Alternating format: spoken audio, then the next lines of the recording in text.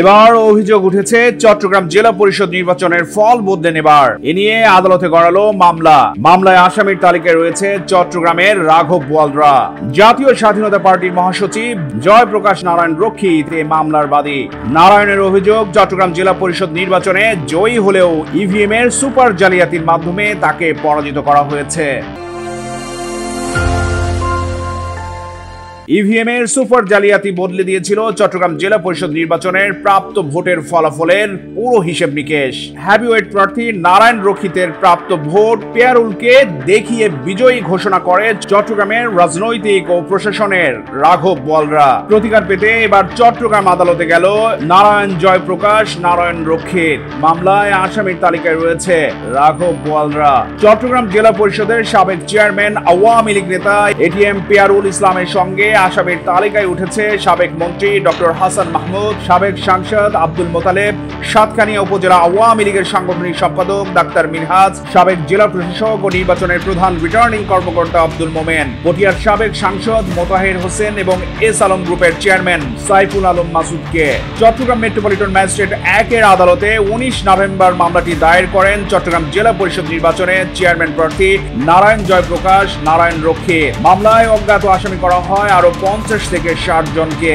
আদালত মামলাটি আমলে নিয়ে গোয়েন্দা পুলিশকে তদন্তের নির্দেশ দেন। মামলায় বলা হয় 2022 সালের 14 সেপ্টেম্বর সকাল 11টায় চট্টগ্রাম জেলা পরিষদ নির্বাচনে চেয়ারম্যান পদে মনোনয়ন ফর্ম জমা দিতে যান জাতীয় স্বাধীনতা পার্টির মহাসচিব নারায়ণ রক্ষিত। এ সময় প্রতিদ্বন্দ্বী প্রার্থী আওয়ামী লীগ নেতা এটিএম পেয়ারুলের নির্দেশে আসামিরা নারায়ণ রক্ষিতকে মনোনয়ন জমা দিতে বাধা দেওয়ার পাশাপাশি হুমকি ধমকি দেন। তড়িঘড়ি করে মনোনয়নপত্র জমা দিয়ে বের হলে নারায়ণ রক্ষিত এবং তার সমর্থনকারী আক্তার কালাম ও প্রস্তাবকারী আবু তাহেরের উপর দেশীয় অস্ত্রশস্ত্র নিয়ে হামলা চালান আসামিরা। এ সময় নারায়ণ রক্ষিত সহ প্রস্তাবক ও সমর্থক দৌড়ে পালিয়ে প্রাণে বাঁচেন। ঘটনার দিন সন্ধ্যায় আক্তার কালাম ও আবু তাহেরকে অপহরণ করে ফটিকছড়ির জঙ্গলে নিয়ে যান আসামিরা। পরে নারায়ণ রক্ষিতের তৎপরতায় আসামিরা তাদের ছেড়ে দিতে বাধ্য হন। মামলায় তথ্যসূত্র বলছে 2022 সালের 17 অক্টোবর চট্টগ্রাম জেলা পরিষদ নির্বাচনে 2730 ভোটার ভোট দেন। এর মধ্যে মোটরসাইকেল প্রতীক নিয়ে নারায়ণ রক্ষিত 2567 ভোট পেয়ে জয়ী হন। কিন্তু ইভিএম এর সুপার জালিয়াতিতে বদলে দেওয়া হয় ফলাফল। নারায়ণ রক্ষিতের প্রাপ্ত ভোট দেখানো হয় 124। কারচুপি করে আওয়ামী লীগ প্রার্থী এটিএম পেয়ারুল ইসলামকে আনারস প্রতীকে বিজয়ী ঘোষণা করা হয়। এই সময় কারচুপির এই ফলাফলকে চ্যালেঞ্জ করলে নারায়ণ ও তার সমর্থকদের শারীরিক মানসিকভাবে নির্যাতনের মাধ্যমে নির্বাচনী এলাকা ছাড়তে বাধ্য করা হয়।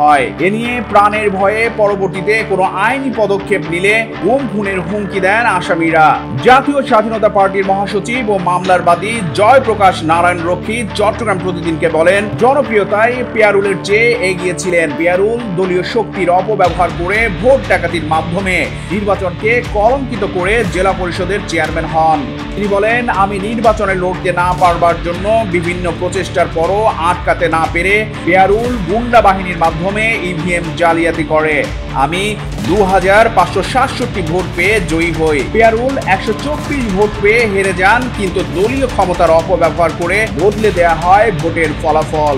আমার প্রাপ্ত ভোট পেয়ারুলকে দেখিয়ে তাকে জয়ী ঘোষণা করা হয়। এসব বিষয়ে নির্বাচনের দায়িত্বপ্রাপ্ত কর্মকর্তাদের অভিযোগ দিয়েও কোনো প্রতিকার পায়নি। নারায়ণ রক্ষিত বলেন, আওয়ামী লীগ ক্ষমতায় থাকা অবস্থায় প্রাণের ভয়ে মামলা করবার সাহস পাইনি।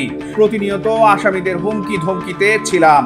রাজনৈতিক পট পরিবর্তনের পর মামলা করতে পেরেছি। এখন আমি ন্যায় বিচার চাই। জনগণ যেহেতু আমাকে পছন্দ করে, আমার জনপ্রিয়তা, আমি যে ভোট পাইছি ও ভোটগুলো দলীয় সরকার ওই সন্ত্রাসী কুখ্যাত পেয়ারুলকে দেখাইয়ে আমার ভোট ওর নামে দেখিয়ে ওর ভোটটা আমারে দেখাইয়ে ইভিএম জালিয়াতির মাধ্যমে